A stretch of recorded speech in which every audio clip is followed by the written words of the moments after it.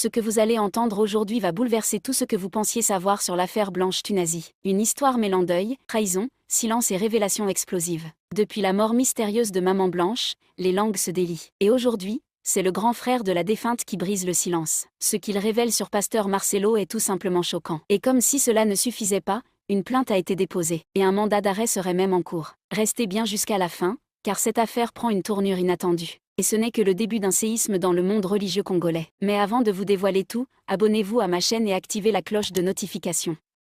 C'est fait? Alors, commençons.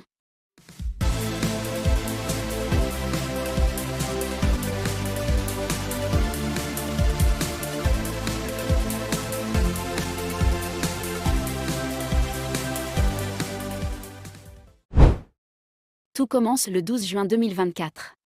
Une nouvelle secoue la République démocratique du Congo. Maman Blanche, épouse du célèbre pasteur Marcelo Thunazy, est décédée à Istanbul, en Turquie. Officiellement, elle aurait succombé à un malaise. Mais très vite, des doutes, des murmures et des zones d'ombre apparaissent. Pourquoi était-elle à l'étranger sans que son entourage proche ne soit au courant? Pourquoi un silence si pesant autour des circonstances exactes de sa mort?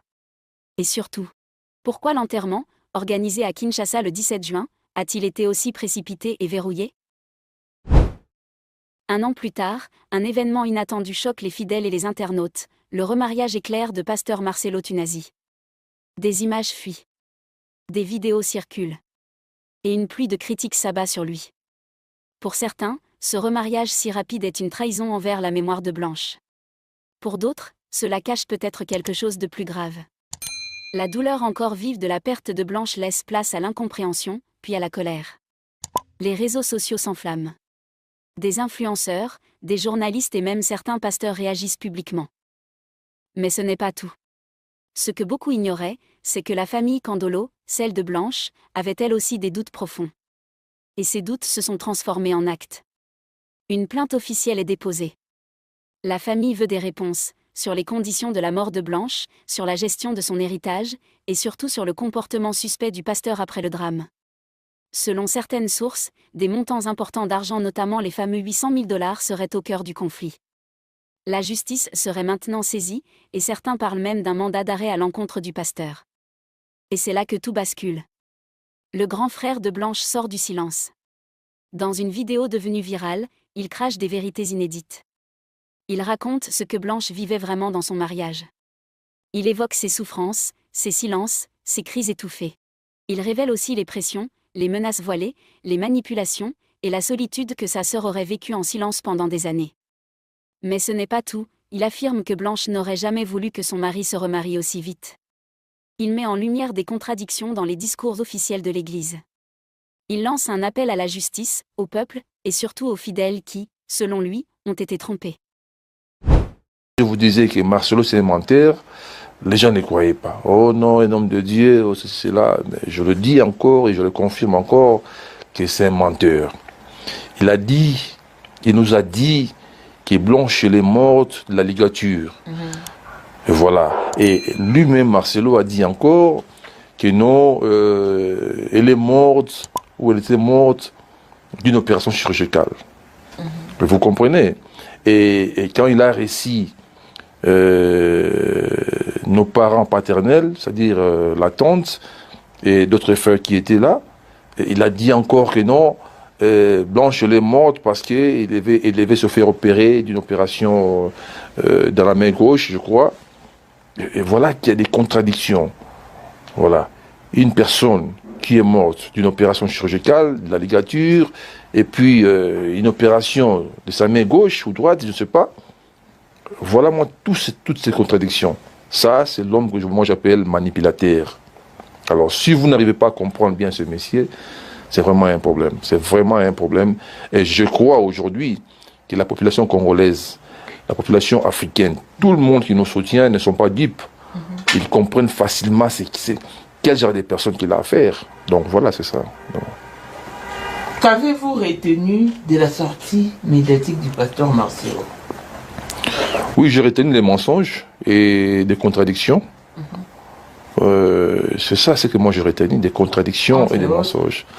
Il a Et dans ce délire, toujours, comme j'ai toujours dit, il a parlé de plusieurs mensonges.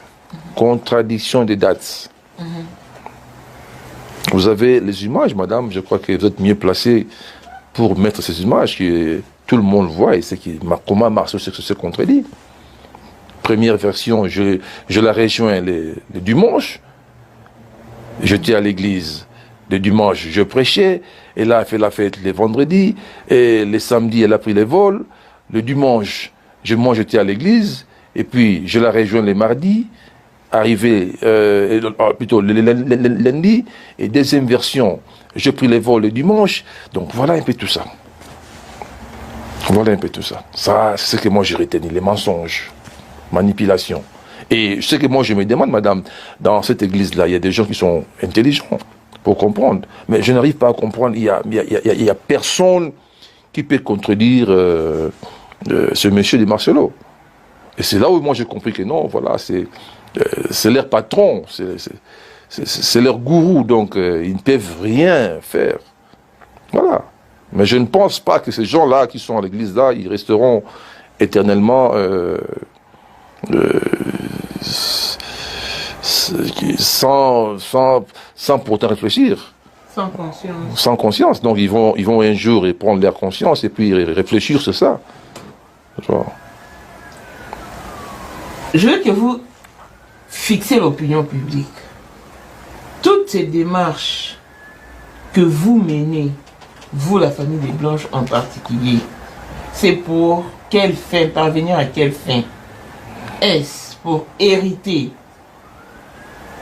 de la fortune des Blanches ou c'est pour savoir de quoi exactement Blanche est décédée? Parce qu'il y a une confusion qui est sémée depuis la dernière sortie médiatique du pasteur Marcelo. Il vous taxe de, je sais pas, des cupides. Vous voulez tellement en avoir, vous n'allez pas vous enrichir dans sa poche parce qu'il n'est disposé que pour vous donner 250 000 que vous ne voulez pas prendre. Vous lui exigez une somme de 800 000 $. Donc, il a carrément effacé votre volonté de vouloir savoir de quoi est partie votre soeur, mais il a fait voir à la face du monde que vous ne vous poumonnez que pour de l'argent. Oui, madame, je voulais vraiment que les gens m'écoutent bien, que les gens m'entendent bien. D'abord, les démarches que moi je suis en train de faire, je l'ai toujours dit dès le départ, que nous exigeons une enquête judiciaire indépendante. Nous voulons connaître la cause de la mort de Blanche. Ça, c'est mon démarche, ça, c'est mon combat. Parce que nous sommes des Bantous, nous sommes africains. Tabir a 10 ans aujourd'hui. Après 10 ans, il aura 12 ans. Il viendra me voir pour dire, oncle, dites-moi un peu, ma mère était morte de quoi? Et qu'est-ce que moi je veux dire? Je dirais Tabir. Et je ne dis pas aujourd'hui que si la cause est là, que Blanche va revenir à la vie, non. Mais au moins on sait que non, Blanche, elle est morte de ça. C'est ça le problème.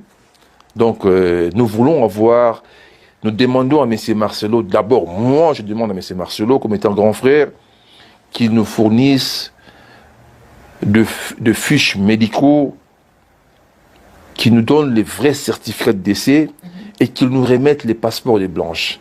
Parce que M. Marcelo veut changer le débat. M. Marcelo veut changer le débat. Le débat, ce n'est pas la fortune de Blanche. On n'est pas encore arrivé là.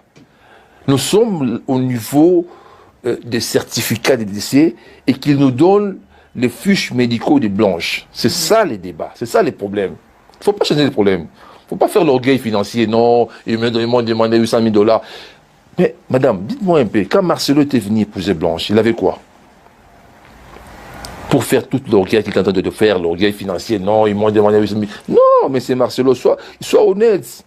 C'est pas ça le problème. Donne-nous les fiches médicaux de Blanche. Donne-nous les certificats de décès de Blanche. Donne-nous les passeports de Blanche. Pourquoi les passeports? Pourquoi les passeports? Parce que ce messie a changé l'histoire. Il rencontre à tout le monde que Blanche avait l'habitude d'aller en Turquie, se faire soigner, se faire des BBL. Oui, c'est vrai. S'il a l'information qu'il nous donne le passeport, nous allons vérifier les visas. Parce qu'à chaque entrée, il y a des visas. Donc, nous allons vérifier les visas. Combien de visas est-ce que Blanche avait eu pour Turquie? Ça, c'est un manipulateur. Il veut changer l'histoire. C'est pas ça Donc, l'histoire. il a dit dans votre famille que Blanche avait l'habitude de se rendre en Turquie pour ses nombreuses BBL. Il a dit ça à certains membres de la famille. Et puis Marcelo est en train de dire ça à tout le monde. Ah bon? Pour changer l'histoire. Vous savez, il y a une chose qu'il faut retenir, madame. L'église Compassion s'est alimentée. Enfin, appelons ça comme ça, entre guillemets, Compassion. Et moi, j'ai passé presque une partie de ma vie alimentée. J'ai des amis, j'ai des frères, j'ai une famille alimentée aussi. Et j'ai même des gens qui prient à la Compassion. Donc, facilement, j'ai aussi des informations. Des gens qui m'appellent de gauche et à droite, qui me disent, voilà, il a dit ça, il a dit ça, il a dit ça. Le monsieur est en train de dire, de propager des fausses rumeurs, des fausses informations, disant que non, Blanche partait très souvent en Turquie. Mais c'est pourquoi moi je demande à Marcelo, tu nous remets les passeports, on va vérifier. Mais pourquoi est-ce qu'il a confisqué les passeports déjà? Quand je lui ai posé la question l'année passée, j'ai dit Marcelo, il serait mieux que tu nous donnes le certificat de décès. Et il m'a dit, il n'y a pas de problème, je vais envoyer ça à ma maman. Je dis, ok, il n'y a pas de problème. J'ai envoyé mon email à Marcelo. Tu m'envoies les passeports. Il n'a pas remis, je m'excuse. Et deuxièmement, je lui ai dit, donne-moi aussi les passeports de Blanche. Il me dit, pourquoi? J'ai dit, et les téléphones de Blanche. Oh, comme il a dans l'habitude, c'est exclamé. Comment moi je vais vous remettre les téléphones de Blanche? Parce que il y a nos intimités dans les téléphones. Mais aujourd'hui qu'il est déjà marié, qu'il nous remette les téléphones, qu'il nous remette les passeports. Parce que même sur l'Instagram, je ne sais pas, des Marcelo de Blanche, il a enlevé les noms de Tounassi. Donc ça prouve... L'Instagram de Blanche. Oui, tout à fait, il a raison. Donc nous aussi, comme lui il a raison d'enlever ces noms-là, nous aussi on a raison de revendiquer les passeports de Blanche. C'est ça les problèmes. Donc, mais c'est Marcelo ne doit pas changer l'histoire. Ne doit pas changer l'histoire. Nous sommes là, qu'ils nous fournissent, qu'ils nous donnent les fiches médicaux de Blanche. C'est ça les problèmes. Les fiches médicaux, le vrai acte de décès de Blanche et son passeport. Il nous traite des cupides. Mais moi je regrette. C'est lui le vrai cupide. Parce qu'il garde les téléphones et les passeports et tout. Quel est cupide? Mais qu'a-t-il dit à propos de l'anneau de Blanche? Parce qu'il n'a pas aussi remis, il paraît. Quoi ça? L'anneau. Ah, mais ça justement, madame, tu me rappelles encore une chose. Il n'a pas remis, il n'a même pas l'intention de remettre.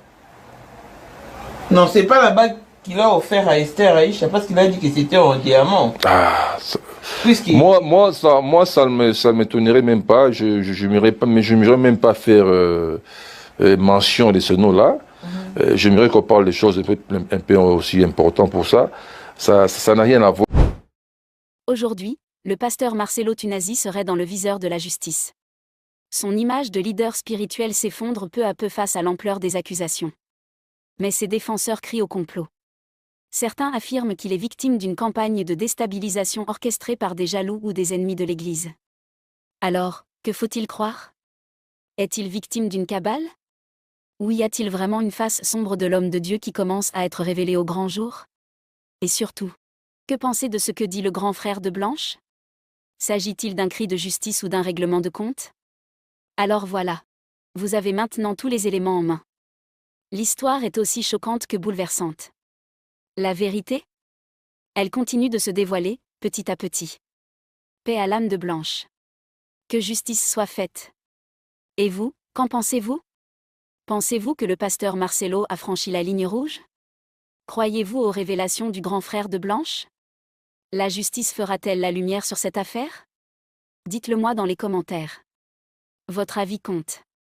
N'oubliez pas de laisser un j'aime, de partager cette vidéo, et surtout, de vous abonner pour ne rien manquer des prochains développements.